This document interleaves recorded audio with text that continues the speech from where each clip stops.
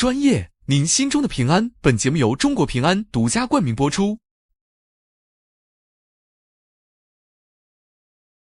来下一个，下一个我来。哎呀，哎呀，你这个是，哎，这个非常的用心，哇！浩明哥在反馈当中提到了他比较想知道明确的数字，这样他能有更明显的概念。所以我是更想用我的表达方式和呈现效果去讲述这个理财的方案吧。浩明哥好，浩明哥是一个特别顾家的男人，因为他在做那个问卷的时候，很多情况都是在想为家人做更多的保障。然后我觉得浩明哥的脑海里应该有一个特别漂亮的未来的家的样子，就是婚姻很幸福，然后父母也很开心，然后孩子也很开心。人家都说啊，漂泊的船是人，那停靠的岸，温暖的岸是什么呢？是指什么？是家。哇哦！所以一个家如果过好了，我们的未来就没有担忧了。所以呢，我就会针对这个浩明哥的想法呢，提出这个产品叫做年金。其实婚前协议和婚后的这些财产公证，其实是一个我也觉得是一个很难为情的事情。但是年金有一个好处，它是其实有一个自动的隔离的功能的。那我就来简单讲讲，就是我给浩明哥去做了一个简单的规划，让你对数字有一个概念，是怎样去分配。我觉得这个应该更直观一点。哦，比如现在每年的你可支配的收入是100个馒头，然后你可以20个馒头用作你的婚姻的日常开销，比如家庭的日常开销都可以。然后20呢，你可以用作子女的教育金的储备。然后这个是你存5年就会变成100个馒头。100个馒头呢，它保证收益在你子女能上学的时候，我们粗略的算应该是20年左右，它到时候的保证收益就会变成150个馒头。它基本会有30%的这个分红，就大概是170到180左右。就足以支撑他未来的4年甚至8年的大学的这个费用了。明白。然后你自己配备自己的养老年金呢，也可以有15个馒头。这个养老保险呢，大致存20年就会变成300。然后你父母的养老年金呢，我觉得你可以拨出来15啊，所以这个就是他们日常的开销了。那剩下30个馒头呢，就用于投资和备用。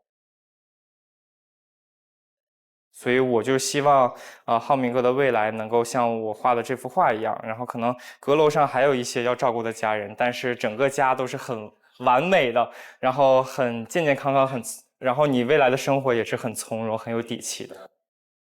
我觉得九州有个点说得很对，就是你在说年金买好了之后，婚前买的就是婚前的财产。年金有一个好处，它是其实有一个自动的隔离的功能的。这个万一有点什么事情也是自己的保障，这个很有道理。就是你们之前都在讲产品，有没有分析过我们的委托人自己有什么问题？委托人很明确有意愿，我要结婚，我不要做婚前财产公证。那这个时候能不能给他一些方案，又符合他的意愿，又能够给他一些保护呢？这个很重要，对吧？这个是迄今为止我听到第一个认真考虑了委托人有什么问题。可以。好，浩明，那我们对九州的这个方案，您的价格是多少？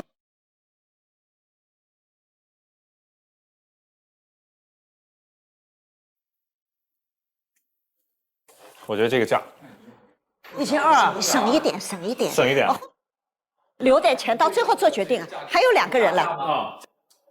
没有，因为首先我觉得九州它一上来，它能够给我冲击的这样的一个情绪价值，渲染的会很好。它可能一下子给我的这种总结性的这样的一个感觉会很好。最起码我能够看到数字了，它是能够相对更加具象了。但是在下一位之前我还是想说一下，其实小鱼我一直在等，但是我看现在剩下2位了，然后也都没有等到我就是真的非常满意的这样的一个方案我是觉得说，我们需要去找委托人，是需要说我们去获取一些可能我们没有办法去想到的一些东西，或者是说，对于我个人的这样的一个就是这种情况，可能需要你们更多的去为我量身定做。好，收到，来，加油！期待。好。明确顺序。哎，对，这个方案的名字，你看，好像这个顺序就来了。画好保障。对，为什么起这个名字呢？其实今天早上的时候，我们也在这个活动室里比较完整的观看了浩明哥填写这个问卷的这个情况。当时看到您如果有一笔预算，那你可能会优先考虑什么类的保险？你的保障顺位是类信托产品重疾险。那所以呢，我给到我一些说能够反映你内心需求的一些想法，明白？然后看能不能说用这个方案帮您去梳理一下，给到一些帮助。所以我们这个就叫明确顺序，好好保障，余生安心，于浩明。还行哟。那首先这个早上提到的这个保险顺序，那我觉得像这个刚才提到的医疗险、重疾险，其实您也已经有了一些自己的购买了。那我这里也不多赘述，可能补充一个小点的话，就是像医疗险可以多去关注它的额度，以及说它保障的一个范围。我会希望针对前面的一些可能没有太细致的，或者是说还有一些补充余地的内容去展开给浩明哥讲讲这个东西，如果到了实操层面，或者说哪些可以帮助你更好去做抉择的，从优劣方面更加客观的去给他做一个分析。今天的话就主要关注在您的那个低风险的一个固定增长上面。刚才雨桐提到的一个增额寿险，我觉得可以给浩明哥一些比较具体，像我刚才提到的说用一个批判性的思维去看看这个东西它到底合不合适你，因为不同的产品它会有不同的这么一个分成方式，有一种呢叫分红类，有一种叫固收类。那分红类呢，它通常会给你一个比较美好的愿景，比如说我可能告诉你说我这个产品有可能到3，但是它可能隐藏了一个说它其实是1.5到3。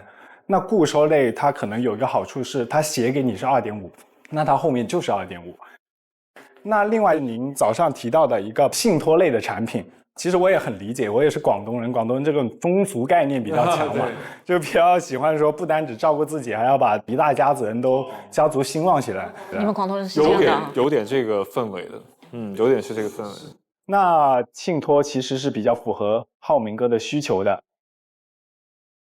那什么东西我们可以低成本去代替它？遗嘱这个东西是能代替它的功能的，但它们两个的这个优缺点在哪里呢？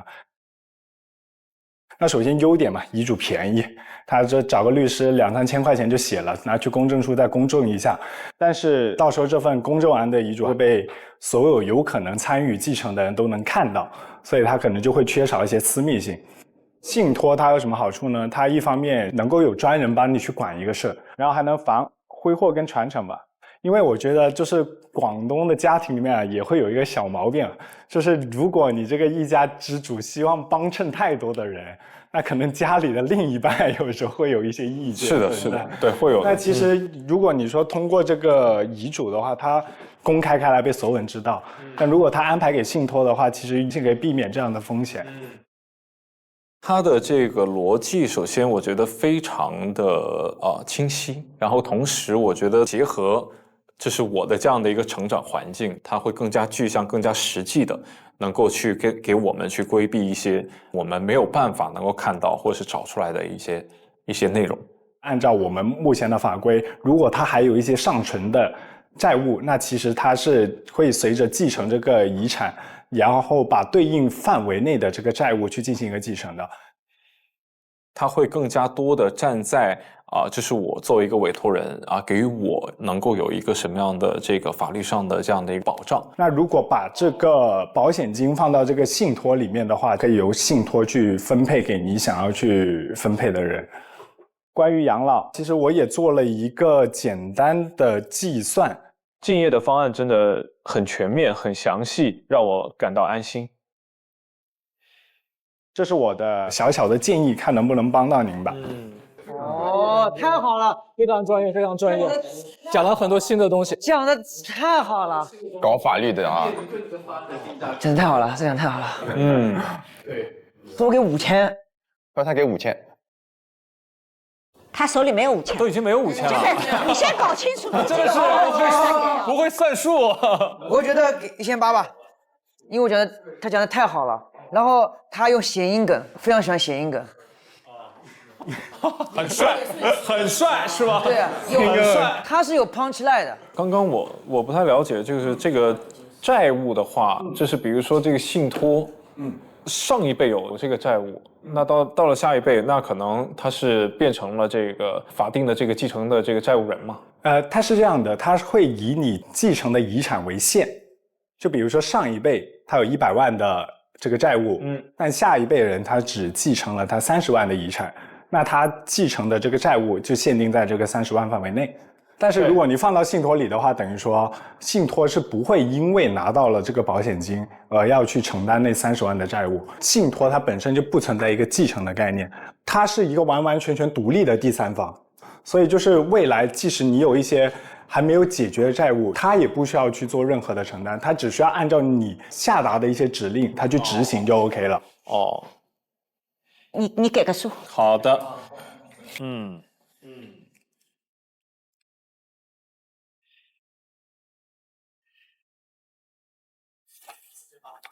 这多少了？1500啊？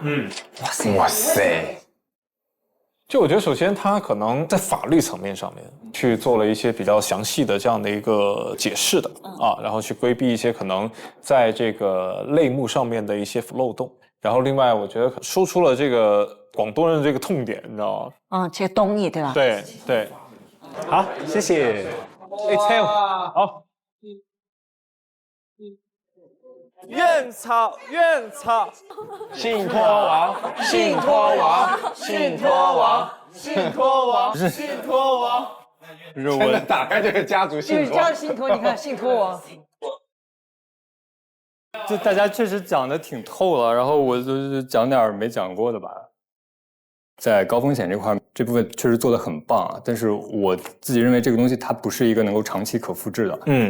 本身这个投资也太集中了，然后太单一了，不够分散，所以就是这个预期可能要稍微的调整一下。明白。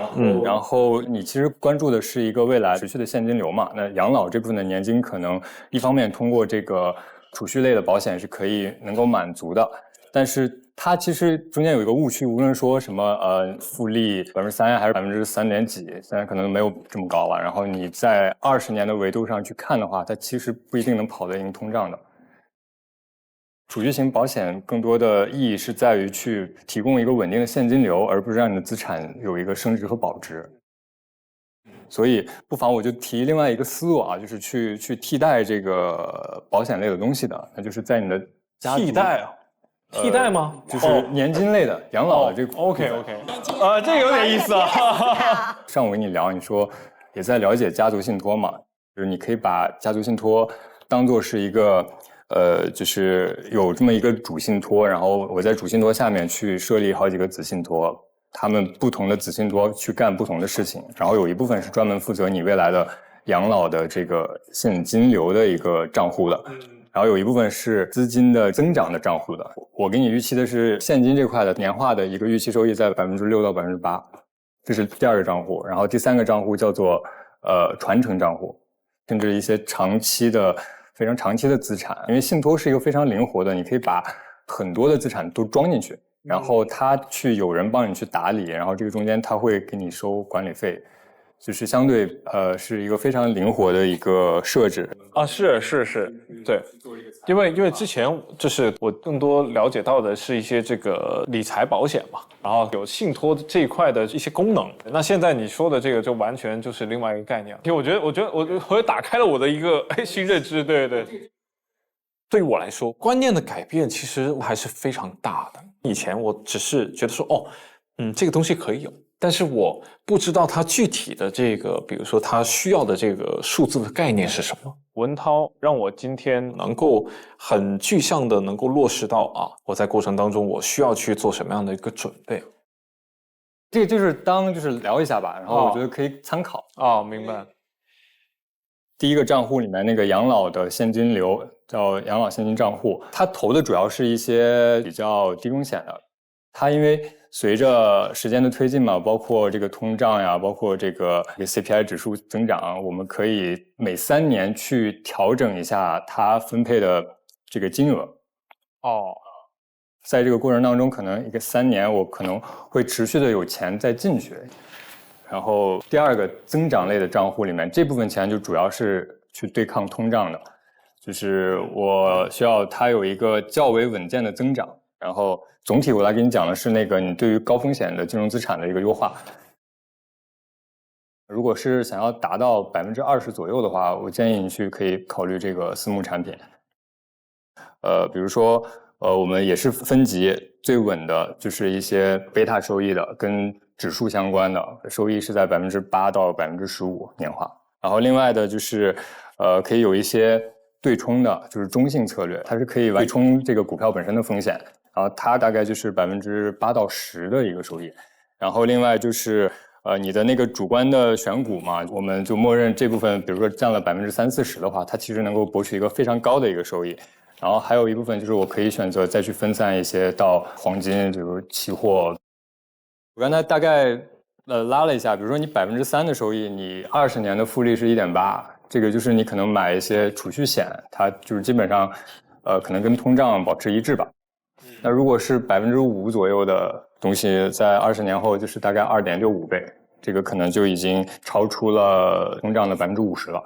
然后8%的话，那可能到20年之后是4.6倍，10%可能是在6.7倍左右。就是如果是刚才这种配置的话，那我们长期看好它的一个收益是10%，甚至到20%，20%的话就是38倍。这是我的一个关于就是高风险的一个优化的建议。这个眼睛都听亮了。开价多少钱来着？这个方案就看着给呗，你反正剩的那些了，然后不是我的就是别人的。不是你的就是他们的，还可能是我的了，对吧？他的意思就是他全要，尽量别给我嘛。我觉得还是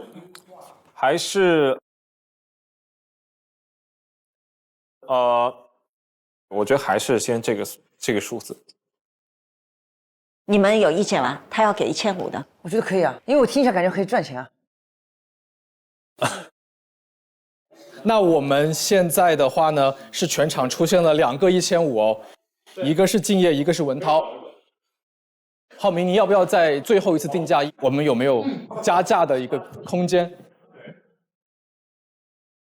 快660，努力一下。660努力一下。完了，扣钱，他。我觉得可能刚刚所有的这个方案听下来，其实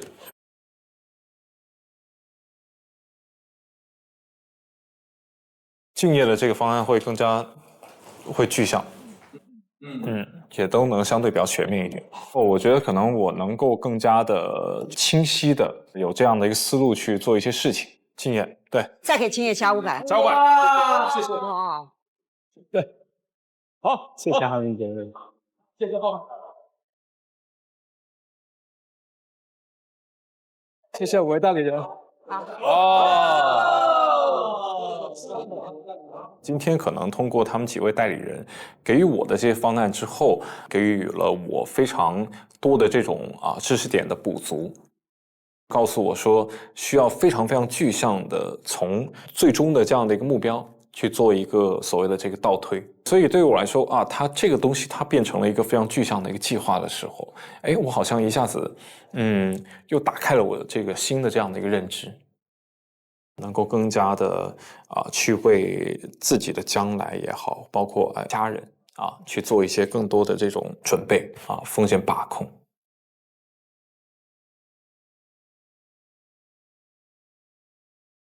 来，我们到洽谈室坐一会儿。好呀。买保险就是买平安。本节目由中国平安独家冠名播出。加入芒果 TV 会员，每周2中午12点双更会员抢先看。打开芒果 TV， 搜索芒果勋章馆，完成初入职场勋章任务，解锁多枚专属限定勋章。芒果 TV 首页下拉，玩综艺同款小游戏。哎，那个听完他们的方案，你倒是更焦虑了，还是更放松了？我觉得那就更加从容了。我觉得他们今天说的，你要认真的想一想，你不觉得吗？对对对，因为你是一个特别有责任感的人，特别爱把所有的责任都揽到自己肩上的人，但是这种揽责任的同时，要不要完全不设防，其实还是相对来说是能有比较优的解决方案，所以不用焦虑了。真正需要焦虑的其实是你。哇，话锋一转，哎，你不焦虑，我们都焦虑坏了，你知道吗？是的，我也很焦虑。现在，我现在回去就要买保险了。你先得要找清楚自己身上的漏洞啊！你先得解决不要花不该花的钱。有道理。来，现在换一个思路，说5件你觉得特别值得骄傲的事情。特别骄傲的事情，这好难想象啊！你就觉得说你看，这就是我，很帅，特别帅。那肯定亏钱扮演说肯定是很帅的，就很有意义做好事那也很帅。其实给爸妈花钱也很帅。在2026年孝顺父母多少钱，让他们实现一个什么梦想？应该是给我妈换车，这车给她换掉。我觉得请朋友们吃饭干嘛也很帅，就很开心。然后就是我内心就很满足。对，很满足。然后就是那一个房子也很帅，在嘉兴买个房啊。对，哎，如果你买起来的确很帅啊，你就终于为自己置业了呀。对啊，所以我已经想好了，我是准备计划要买房子的。这5件事情，我觉得你说的挺帅的，都挺帅的。就比前面说的抽象的挺帅，完全不一样，真心挺帅的。因为你看这5件事情分别是什么呢？叫我愿意为我的热爱投资。这个热爱还能够让我变成一个更专业，在我的专业上有更好表达的人，这件事情是可以的。我们来算数哈，你现在需要告诉我，就是为了完成你这些事情的帅，有哪些钱是你本来打算花，但是现在可以省下来做这些事？就是你如果说这个少买衣服或者是买一些鞋子的话，对，就你1年少买些有的没的衣服能省多少？有的没的，其实没多少。我教你一个那个法则，你以后每买一件衣服，你就想这是我妈的车的一个轮胎。他不会这样想的，老师，他想的是，哎呀，一个轮胎，下个月还有一个活，先买了，下个月轮胎就到了，是不是？那我知道有个方法了，我就不知道我后面有什么工作就好了，这样我就不对未来不确定，我就不知道下个月能赚钱，我就会省钱花了。或者说你定一下这个事儿什么时候完成嘛？你有一个自己的这是我的计划，妈换车加买房计划，因为我准备结婚。其实我为什么有买房这个想法，是因为我看到了我爸爸的白发，虽然我爸是光头，但他头发真的也白了，他有那个小毛茸茸的毛是变白了，我觉得我爸年纪还是变大了。然后我就觉得不行了，我得有一个这种自己的这个家干嘛的，就是让他们放心。OK， 这个背后其实都藏着小精灵的一个非常典型的特点，叫心软。要买个房，理由是看到了爸爸的头发已经白了，心软。随便借朋友钱是不忍拒绝，心软。就这种无底线的心软，其实是拿自己未来的安全和人生边界作为代价的。小精灵，我感觉没有救了。没救了，我怕他有钱，然后第一把就直接 all in 给一个，有可能。你就用俞灏明的那个思路啊，就什么小精灵，你做个藏头诗吧。他得压了，人家是 rapper。小小的身材，精明的头脑。你是零存款。这个punchline好突然啊！我在期待什么？严格意义上讲不是零存款，还有负债。精致的生活。精致的生活可以。我们接下来代理人就要来解决你的问题了。我们这个模拟场景是什么呢？叫吐槽小慧。吐槽王。哇塞！因为你实在身上暴露出来的槽点太多，就你觉得很帅的事情，在我们眼里可能都是一些槽点，所以我们大家要吐下槽。然后呢，你就今天主吐槽。那我会给你留情面的，你放心吧。那你不要夸张，如果你夸张的话，我会打断你可以开杠他的，我会杠你的。我绝对是尊重事实依据。你按照听到的事情，你该吐槽吐槽。好的，太好了。我是今天吐槽活动的主持人。哇，没有小姨啦。对，然后如果我忍不住的话，我也会下来吐的。好的，不吐不快。各位呢，代理人注意了，你们的核心任务有2个。第一个，认真倾听每一个吐槽点，结合小精灵的财务问卷，捕捉小精灵财务问题的核心症结。第二，以吐槽的方式指出小精灵财务中的错误观念，以及给出帮他走出财务困境的建议。只有他被你们触动，认可你们的观点，你们才能获得积分。好的。千万不要对他手软，你们根本不知道小精灵平时是怎么对我，就是他真的是一个就是对别人就是言语上非常过分的一个人。所以就是越 diss 他，他越兴奋，然后越给钱是吧？这个倒不一定啊，只是他平时骂我太多了，就希望你们帮我，反制一下他。他平常怎么骂你？我看看尺度。他没有尺度，他骂人的时候，他骂我没有尺度，而且他什么事情都往外说，我崩溃了，真的。那现在我们就想一下嘛，想一下槽点嘛。冲动消费，冲动消费。他至今还不敢给我们看淘宝，嘴硬。他天天说自己这个什么低需求，在这个物欲上面，然后让我们看淘宝，然后他脸直接就红了。他不敢给我们看。冲动消费，把它写成梗。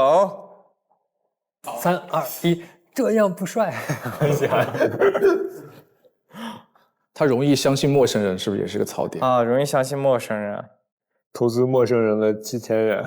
就是别人都不能网贷，你还要贷了借给他，你有没有想过为什么人家不能网贷？爹妈让你买保险你不信，陌生人得癌借钱你却信。那个说要给他当 Live House 卖给他的那个是，就是那个就是那个桌游店是不是？要改成 Live House 租给他。商场都关了，我的天哪！对什么事情都没有概念，而且完全不在乎。没有储蓄习惯。找不太到没有风险的地方。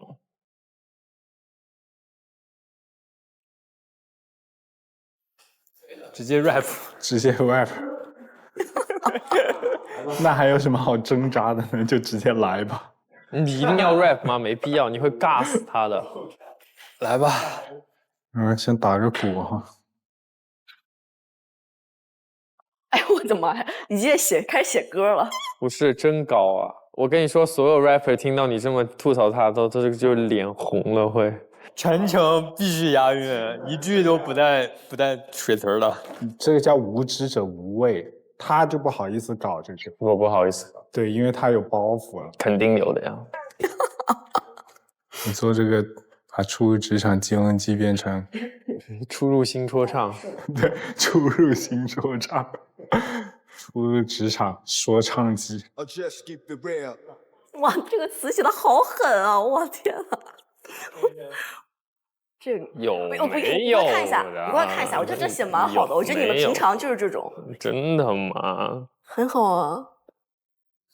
好在哪儿啊？你按照这样。我无法理解。你按照你的那个 flow 吧，念出来。我不要。这是另外的价钱，太羞耻了。你对你的艺术是有追求的。当然。像我这种外行，就写得不错啊。可以，你就1、2、3、4、5、6、7、8，1、2、3、4、5、6、7、8，就这样，让你带点那种奇奇怪怪的手势。那我怎么知道什么是奇奇怪怪手势？什么是1、2、3、4、5、6、7、8？你就把你的手这样，然后呢？光这样就行了。我也不知道。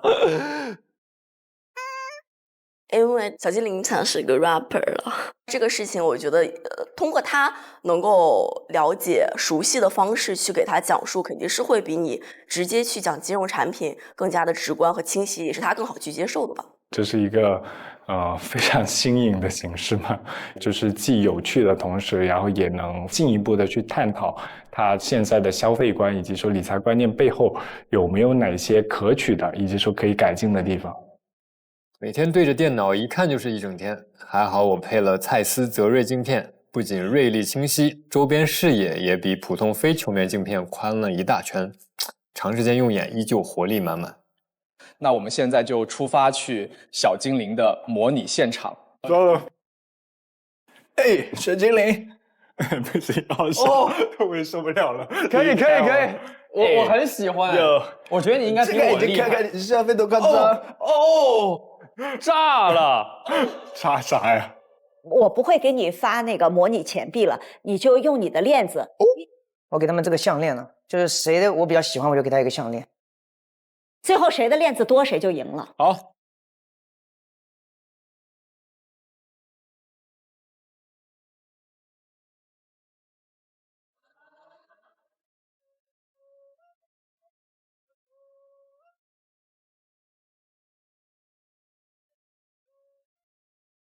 这什么？这是你夯爆了啊！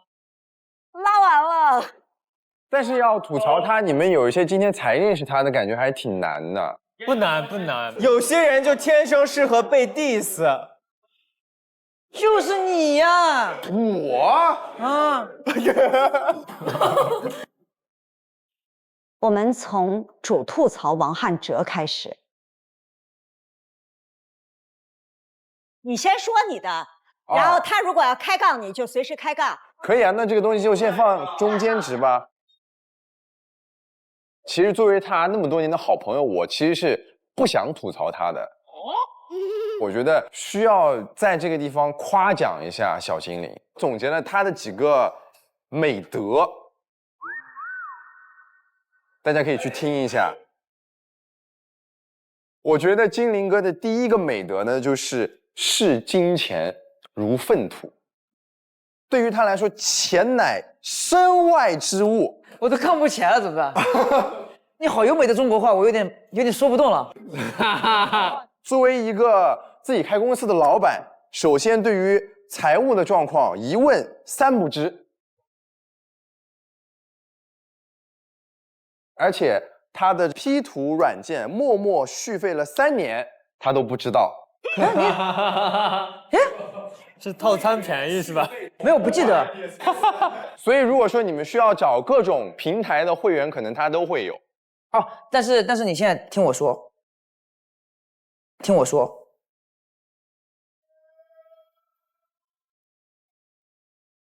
我现在有一天晚上，我突发奇想，我把所有的这种不必要的这种会员我都给它关闭了。哦，所有视频平台的会员我都关掉了，除了芒果 TV。芒果 TV V 几我都不记得了 ，V8。V8。平时呢，他会丢三落四，就是他丢的这个 AirPods，每去一个地方，他的 AirPods 都会掉。想象得到，你的路标是吧？好。哦，这个必须得说一下，就是掉东西是不是我主观想要扔掉？它是一个我也没想到，没有办法。你有没有考虑过这个东西？你的那个手机会显示它在哪里？如果我找得到的话，我就会找到它；找不到的话，就得买呀。第二个美德呢，就是人间清醒，活在当下。哇塞！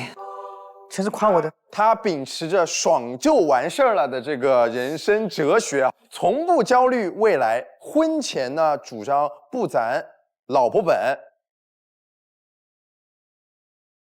婚后呢也不考虑财务计划，坚信真爱可以战胜一切。然后妈妈呢劝他买保险跟体检，他表示非常的抗拒，但是私底下买了非常多的保健品。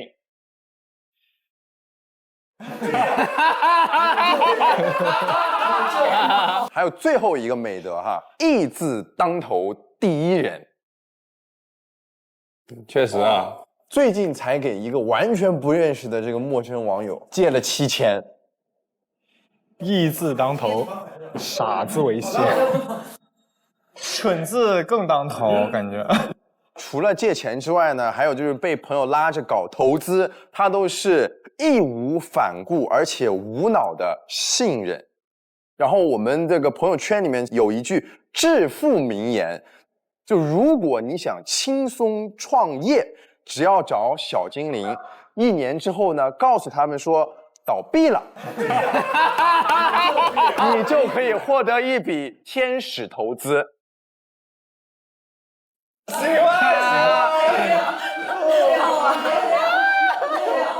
这就是我带给大家的，就是精灵哥的美德。我觉得就是通过这样的方式让他警醒吧，就是他平时的一些个人花钱的习惯，以及就是说可以改善的一些东西，给他总结在这个里面。来，谁要下一个吐槽的？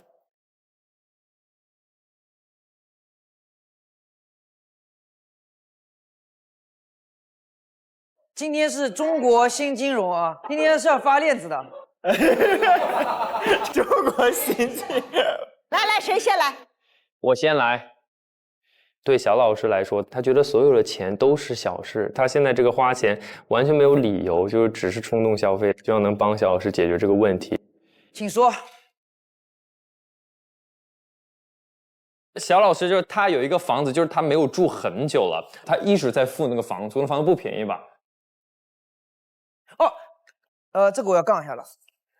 这个月孙哥突然间灵光一闪，说他不想合租了，我们就分道扬镳了，我再也不用付那个房租了。所以其实你是为了跟别人合租，所以一直在付。对，我那个房租我一直付着。他不住是在那里，然后他也付，其实是什么？是他心肠软的另一种体现。因为其实里面有几个人，他们的那个收入呢，可能不是那么的平均，然后他是以这样子的一个方式假装忘了，就是帮大家去分担那个房租。但是我觉得心有点太软了。除了我跟孙哥啊，就是我们就有保障，其他人就可能工资没那么高。一般合租呢会住，他说不住，但是纯掏钱。你们谁想来上海合租哈？他可以的。那我可以留一套吗？留一套，赚成先占个名额可以吗？刚刚很想吐槽他们花钱买衣服这件事情，你花钱买那些都平均穿几次？那你说到点子上了，你能不能给我呢？AK 你好温柔啊！我想象你是那一种，你就那种温柔。是。穿到包浆。但是你有那么多衣服，你家塞爆了呀？没扔过衣服吗？买了我就不会丢，什么都不会丢，除了 AirPod。AirPod 真的是没办法再丢的，因为它太容易丢了。但你丢了之后，你会想起来那件衣服吗？想不起来。那只要派一个人帮你丢就好了。哎，其实可以，就是你扔了我也不知道，就是很多衣服就是这样不见了。你的就好几个账户，然后好几张银行卡，然后你会忘掉有几张银行卡里面有钱。哎，说对了，还真这样。对的，真这样。上次我就发现我有一张卡里怎么还有钱，完全不知道完全不记得了。我跟他聊过很多，就我们关于育儿理念上面这个分叉点。你俩没孩子聊育儿理念，我在想，如果我未来要生孩子，我肯定就是在我结婚开始就要开始为孩子的教育肯定要做计划了，对不对？然后他一直都主张儿孙自有儿孙福，儿孙吃苦我享福。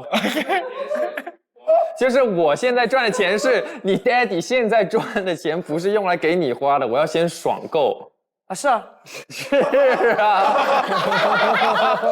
是这样子的，因为我们两个年纪啊有点相距有点悬殊，差6岁了呀。因为我小时候我们家是很穷的，所以我觉得穷也过得很开心，那种穷开心，你知道吗？就在田里榨牛粪这种快乐。我觉得让孩子快乐才是最开心的。哎，快乐才是最开心的。让孩子开心才是最快乐的。对，孩子开心才是快乐的，反正就是这个意思。开心才是最开心的。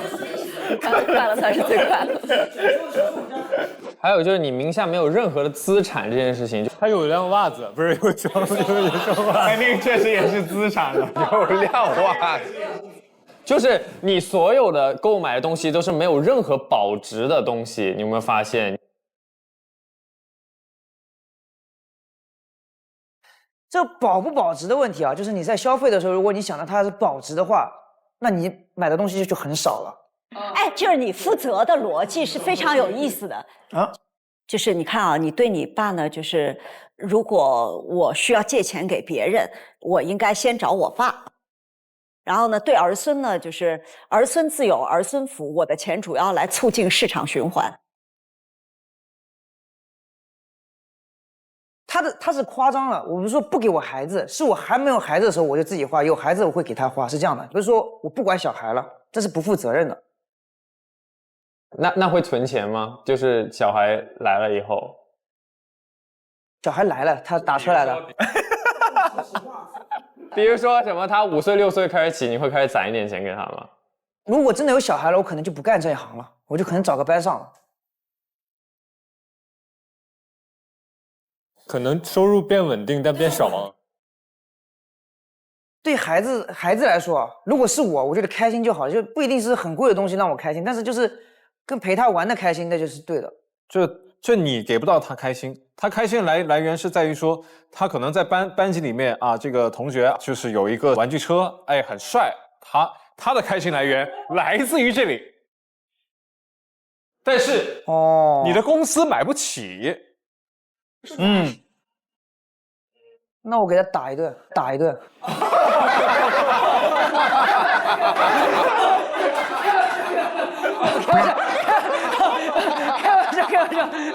开玩笑。儿孙自有儿孙福啊。那如果是他真的想要的，我会存钱给他买。为什么何必不从现在开始就存，然后让以后的这个被动收入有个1万呢？他说的也很有道理。AK， 我要跟你开杠，我受不了了，真的，看不下去了啊！好 ，AK 看不下去了，你看啊，AK 开杠，他们2个开杠了。你为什么要杠我啊？我要开始杠你，实在看不下去了，我告诉你 ，AK， 我觉得多年以来，你作为他的朋友，完全失职了。确实啊，你确实啊，确实啊，没有。真的吗？怎么说？我觉得我尽力了。哎，你应该理解他的性格，以他的性格，为什么需要说服？他明明只需要一个解决方案，你高做就好了。确实，我现在就跟他说我要投资，然后就去1个月需要你往这个账户里打1万。其实在帮他存钱，我说我哭了，好感人啊！哇，好帅啊，刘长，好帅啊！好感动啊！这是帅的呀！自从我们认识到现在已经有5年了，我每年都要开启这个话题，就是到最后我就是卡在这里，没有办法进展。明明这么简单的事情，你花了5年的时间，企图对他进行说服，有没有在浪费你的精力？浪费他的机会，浪费他的孩子未来的幸福。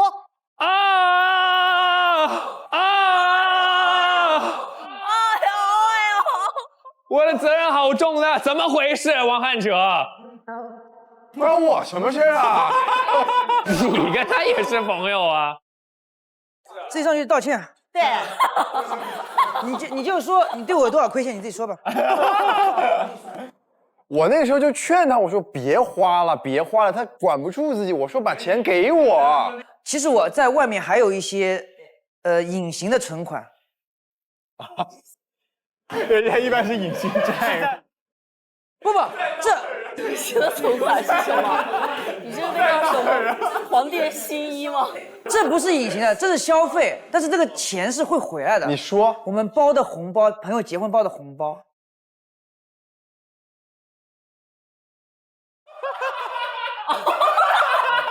这个还真是。所以你结婚的时候就想收回来。就到我这个年纪，刚刚好是结婚爆发期。就从我赚钱开始，我的朋友陆续结婚。没有的。没有的，没有的。我跟你说啊，将来就是这个结婚的形式啊，就是都省去了所谓的这个喝喜酒的这个环节。但是他们给钱这个环节的不能错过啊，也不一定，就是钱也不给啊。就给钱这个环节，可能也都直接可能会消失了的啊。这属于风险投资了。怎么办？那你赶紧结吧。那个，要不然你赶紧结，把那钱收回来。你赶紧结吧。那我结婚也不能说结就结，我得有人结婚。我觉得对付你真的不靠说，主要靠做。确实。就给你个面子吧，感觉你说的挺感人的，你就很真诚。可以，没问题，谢谢你。哎，我都不敢想他最终愿意来这个节目。来特别好，真的。他应该是有史以来来的最直的一个人。主要是我代表了我们这个时代的年轻人。你不代表？不，你不代表这个时代的年轻人。没有啊！这个时代的年轻人都跳了起来，说不。这时代年轻人比我们明白多了，别来沾边。下一个谁来吐槽？来，直接来。OK。中国新金融哈，结合小精灵的实力，通过一些 rap 的方式去表达对他的吐槽，主要是想去引导他去接受一些他可能认为没有必要或者是不衰的事情。OK， 中国新金融。那我得那个严肃点。涛哥的名场面你看过吗？你想成为 rap star？ 对，那种戴着墨镜，然后想要成为 rap star 吗？又，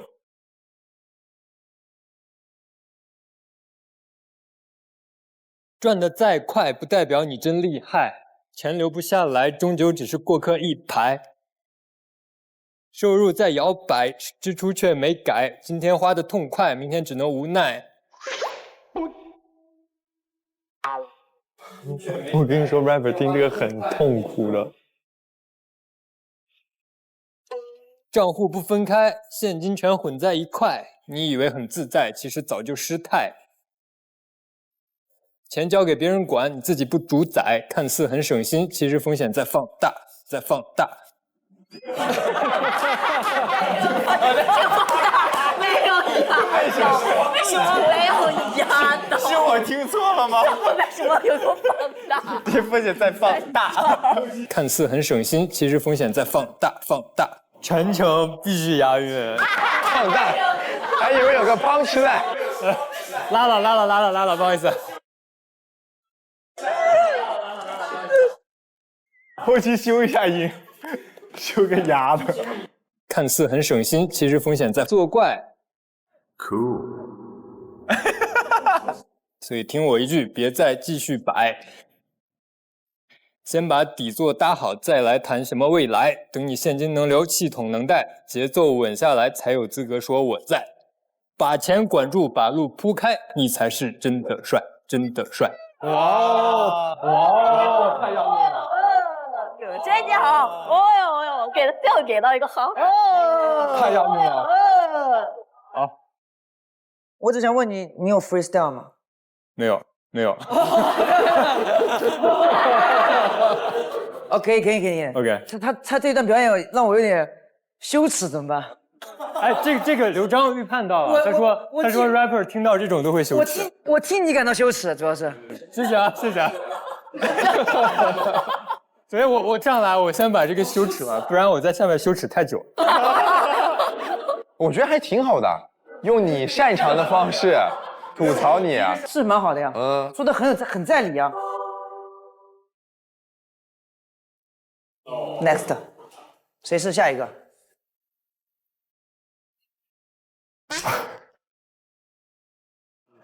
怎么都在写 rap， 大家都在写 rap。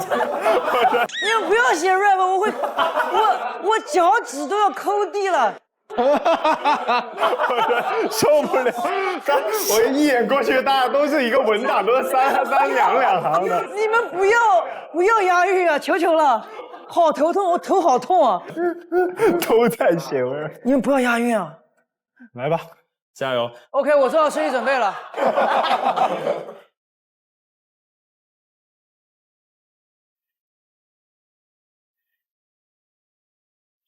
想要说跟他探讨一下，说所有的钱花光，这种快乐它的来源是什么？你说他有没有可能会因为未来的某一些其他的情景出现，而导致你这份快乐的消散呢？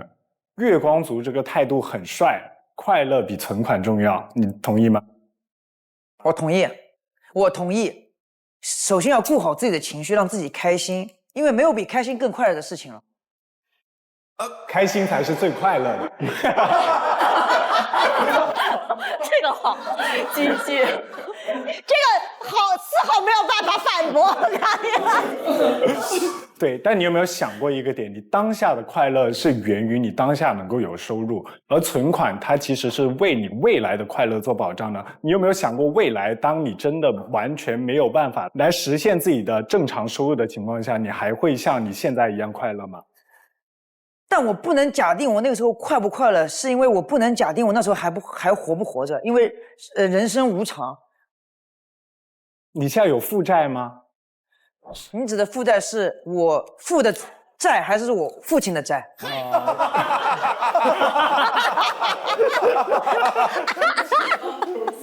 父债子偿，就是我父亲也是有债的，因为做生意嘛，难免会有这种贷款是有的，但我自己也有的，因为我不好意思问我爸要钱，我就会借一些钱。对的，但是这个是错误的消费观，大家不要学习，自洽就好，对，必须要有反面教材，你们才懂得反思。你刚才提到说未来可能有孩子，那其实我们知道孩子他身上绑了很多责任嘛。我连婚都没有结，我哪的孩子？前提我得先结婚。哎，就是还有啊，但你说现在没有结婚，那其实如果说结婚的话，也有一大笔的费用啊。办酒席啊、请人啊什么的，彩礼呢？买金饰，不行我就入赘。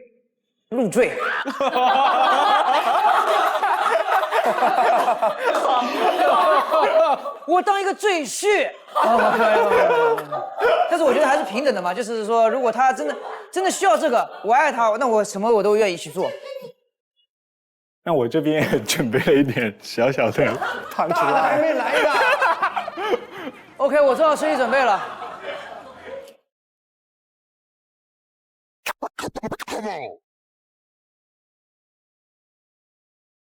哎，小精灵。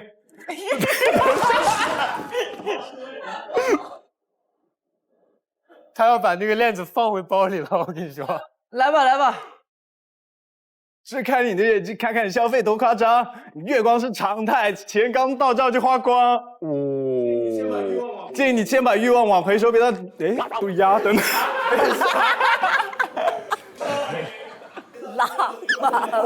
先把欲望往回收，别当冲动的奴才。记得你收支，别让网贷把你埋。应急已经备好，至少半年别懈怠，风险来临时才不会慌得很厉害。定投指数做安排，复利慢慢变成财。不懂不要碰杠杆，别被镰刀割韭菜。最后别假装你的生活态度很拽。如果不明白，那我继续开麦。懂点金融才是真正的帅。他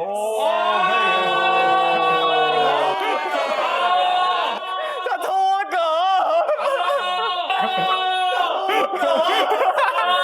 哎，链子不要啦！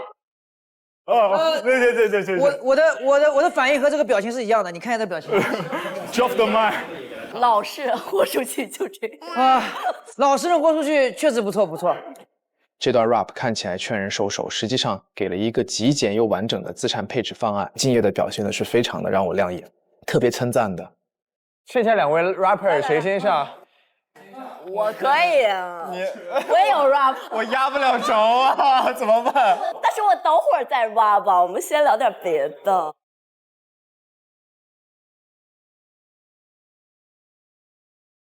好，冒犯了老师，初次见面请多关照，我要毒舌了。好的。好，你有没有想过，你现在开始存钱，你会感受到一些存钱的快乐？比如说你爸妈找你要钱的时候，你可以给你爸妈买一个生日礼物，或者是你员工他没有钱找你的时候，你有一笔资产可以给他，这个时候的快乐也是很帅的。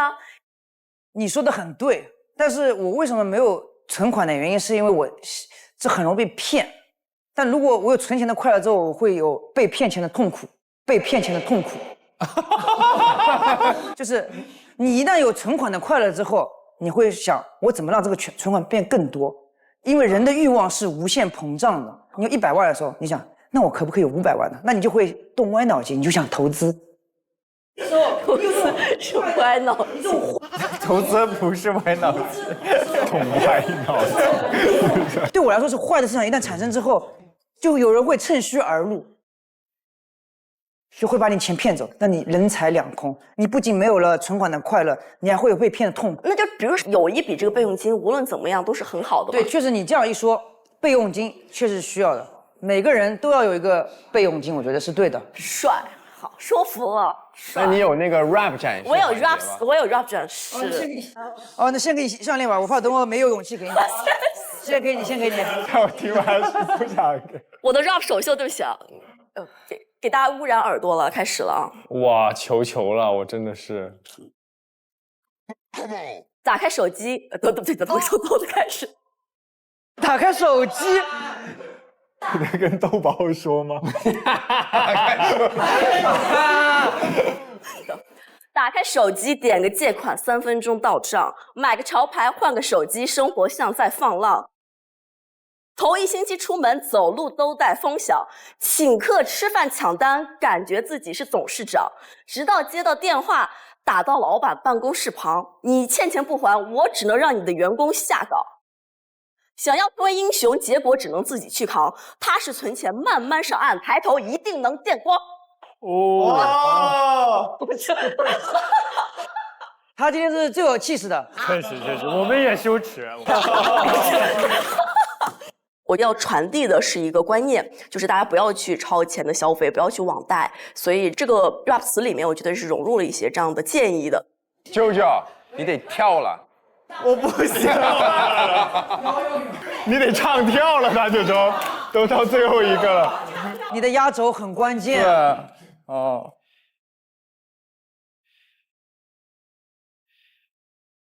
小精灵其实是我觉得他的思维方式跟大多数人不太一样，跟他辩论需要从比较感性的方式去说服他吧，就是按照他的逻辑思维，这样他能更去相信你吧。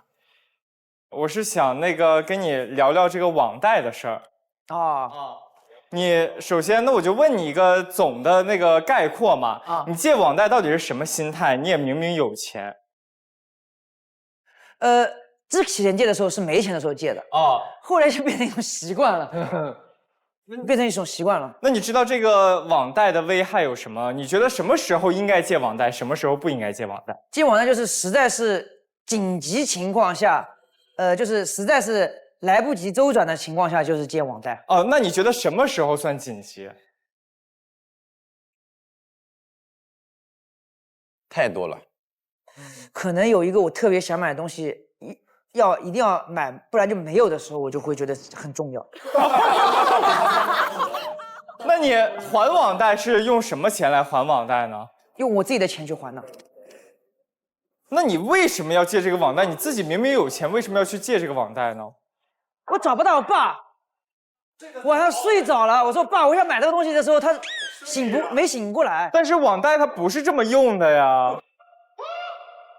我觉得网贷是你最紧急的时候用，在我看来，只有人命关天的时候是最紧急的。你这个时候你才会用网贷，那也是紧急的时候。也是吗？那你有过网贷逾期的时候吗 ？Never。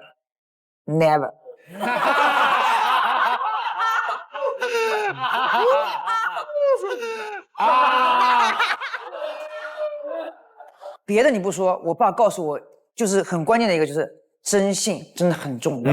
所以我很在意我征信，就每个月，比如说还款的，我特别会盯着，就是一定要把它先还掉，不然我会睡不着觉。你是不太清楚网贷的危害有多大，因为网贷的利率是高的惊人，是大概能到10%到15%左右，也就是你借1万块钱的网贷，如果1个月以内还不上，它产生这个利息就将近1000块钱到1500块钱。我跟你说，不止都是这，夸张，还有服务费，什么乱七八糟费。所以说，我现在已经开始不借网贷了，我已经慢慢的已经把它要还清了。这是因为之前造的孽，所以我必须去为我的过去买单。但是我以后是不会借网贷的。那你能答应我一件事，把所有的网贷的平台关掉吗？啊，你还别说，我现在还清一个就把它删掉，还清一个就把它删掉。那还剩几个呢？就剩2个了。我跟大家讲一个小知识，从2020年8月20号，利率超过现在的 LPR 的4倍，其实可以去把你所去付的那个利息高出的部分，你是可以追回来的。我还有一个想法，就是我希望你可以把自己的一部分资产变成隐形资产，可以让你这帮好兄弟一起去帮你管理一张卡，然后这卡记在你名下。好浪漫啊！你这样一说，哇塞，好浪漫啊！心动。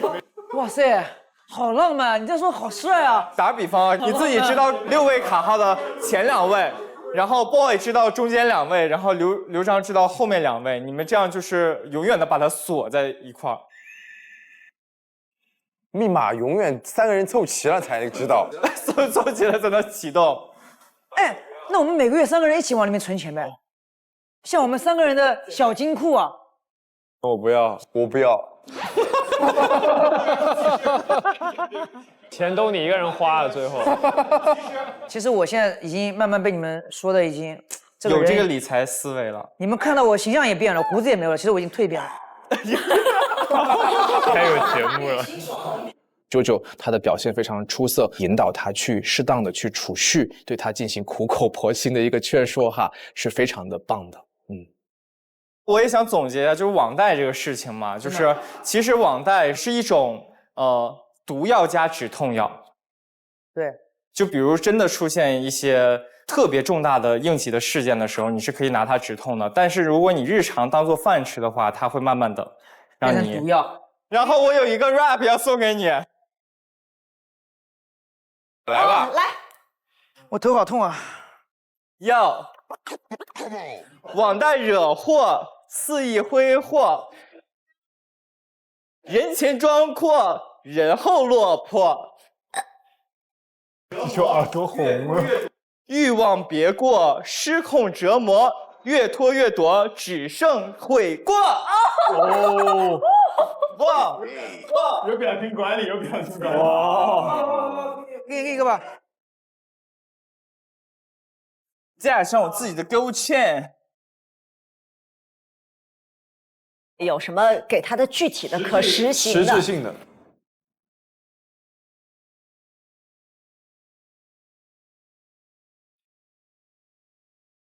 好，那我先说啊，就是刚才我不跟你说了网贷的危害吗？对，你可以从你每个月的收入当中提取10%到15%这个钱来作为应急储蓄金，它单独存一张银行卡，然后你这个可以交给你的好兄弟来保管，但是账户是你自己的。哇，好浪漫，这个必须，然后我觉得，如果要是真的出现网贷这种情况，汉哲也可以替你做决定，然后他去帮你偿还这个网贷，不是，我说你帮他保管这张卡。对，给你了，给你了，你已经给他种下心理暗示了。是，好，确实，这网贷的真的不好。我的建议呢，就是成为自己的双引号网贷。现在你要做一个事情，就你多开一个账户，那个就像你说，不要绑别的任何网银，但是你知道它可以给你别的网银去转钱，我觉得多这么一道。哦，那你既不用说在半夜找不到爸爸的时候付不上钱，但是他又不能直接给他花钱，我觉得可能这样的话会是一个比较好的。对，我要变成网贷，我去放贷。哎呀。单个账户，不是这意思，不是去放贷，不行，我没说清楚，给自己放贷啊，给自己放贷，可以，他说的很好，因为我很喜欢 cosplay。咱们不用搞复杂了，就是首先把钱分账户，3个账户，一个账户专门用来消费的，就是你这个账户的钱你可以随便花，但你定好比例，我1个月就这么多。然后另外一个账户我是用来把钱放在里面，这个账户是等到你比如下个月没有收入的时候，那我可以花这里面的钱去做任何的事情，然后剩下的所有的钱把它存起来，可以用于你以后的旅游。哦，我一定要去肯尼亚，感觉很帅，给你一个吧，一定要给你一个。我觉得你说的对。好，谢谢。这个最后条件只决定谁是今天的 top one， 对不对？对。AK 首先排除了，因为我们关系太好了。没问题。我们就是不能黑幕，不然观众朋友会骂我黑幕。你把他选给一个今天你第一次见的人里面，谁是 number one？ 其实我今天主要来这里的目的是要告诉大家网贷的危害，但是刚刚有人很明确的提到了网贷的危害，我觉得是对的，因为我要给大家一个反面教材，希望大家也不要向我学习。你说的很好 ，Young Boss， 有眼光。希望你网贷连1周也不要。可以9周，9周，很一般，只能说。针对之后想去旅游嘛，去境外旅游，万一遇到突发的意外或者是疾病，当地的医疗和救援条件未必跟得上。但是打开平安口袋银行 APP， 点击快捷服务，再直接问一句：“我要出国了，给我推荐一款保险。”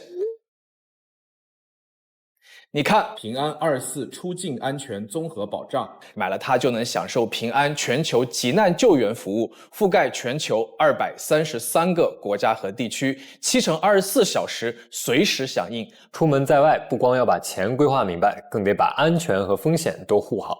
没错，一个按钮就能应急，您只管安心玩，放心闯。现在到了我们今天的最终结算积分的时候了。根据2位的委托人呢，在场景中给出的积分的累计，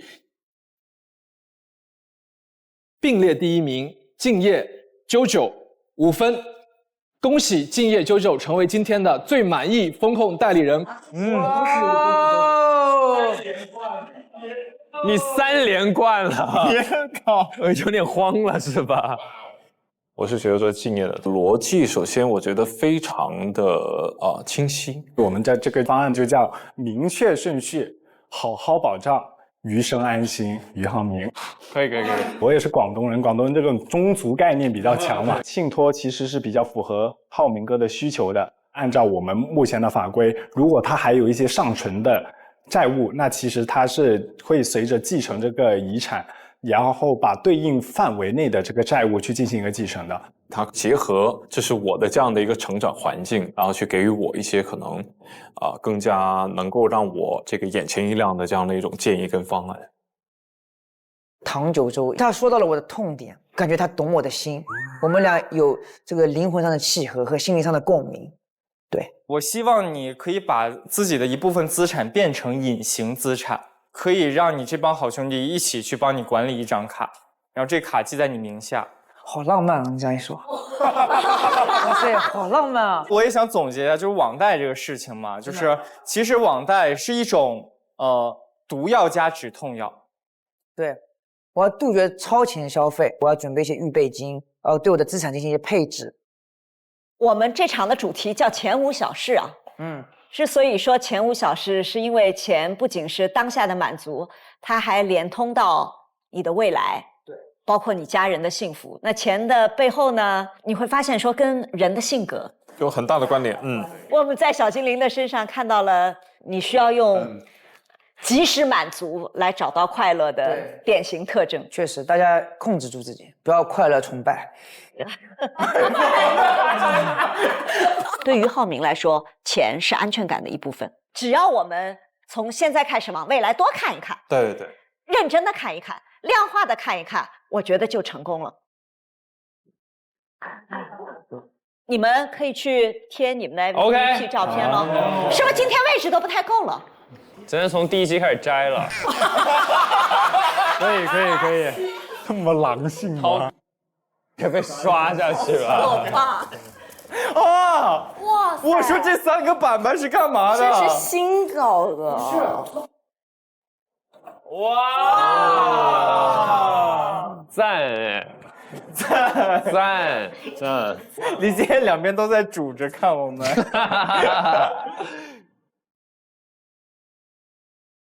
今天的主题守护再就业，委托人樊少华，天龙八部的虚竹，他呢又是功夫世家，最重要的一个标签是打星。我从2岁半开始接触这一行，50年了都有。演艺生涯伤痕累累，后脑勺这里开刀，眼皮有高低，鼻骨裂过，牙齿这里也裂了，颈椎、腰椎、膝盖，能不能找到不容易受伤又能支撑养家的工作呢？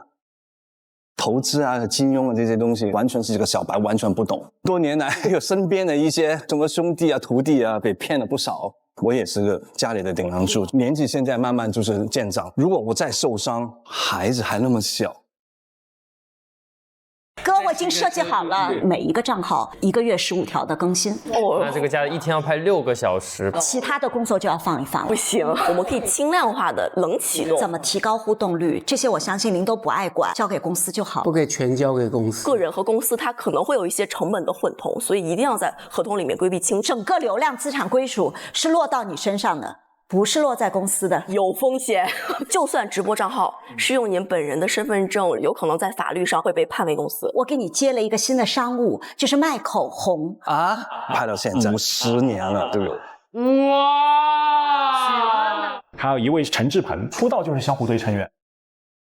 之后的一场意外让他的事业跌入谷底。我的人生就像股票一样，飙到最高的时候，突然间下到很低很低。我想用工作摆脱掉我的不舒服感。人如果没有活力的话，那就没有意义了。停1天都会让你没有活力。停1分钟的退休，坚决避免的事情，对吗？不是避免，是 never， 不可以。财务方面是比较谨慎的，踩了很多大坑。告诉你，我可能有门路，这个包可能只需要1半，然后一头的，我的妈呀！我是真的脑子有病啊！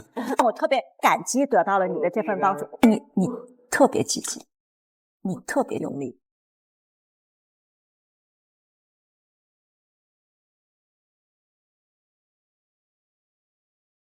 金融瞎掰王，3个瞎掰王，一个老实人，一个大聪明。我要当大聪明，可以啊。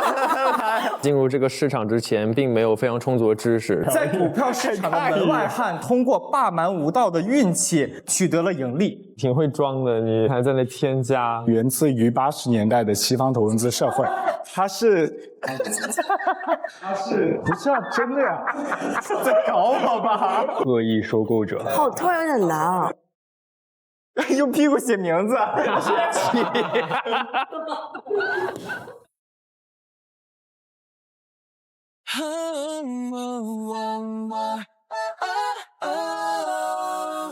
深夜灯还亮，时间静默成江，迷雾里有讨好，独行也不慌，让承诺能成钢，给风险做减量，年轻的旅程通往从容的远方。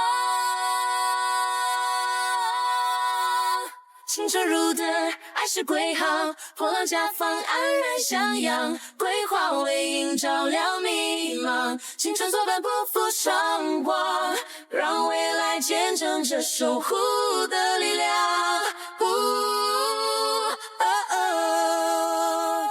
当变数轻轻扣撞，时光漫过手掌，一直温柔守望，换未来晴朗。